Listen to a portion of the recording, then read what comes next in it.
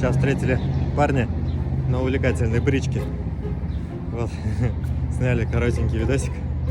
Спрашиваю его, как делали. Он говорит, не знаю, говорит, отец делал. Сделали достаточно классно, качественно, еще и покрашено. А из чего сделано? Это же спереди колесо, да? От как он там? От самоката? Да? И сколько скорость развиваешь примерно?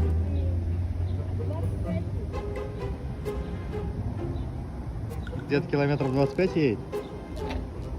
Классная штучка.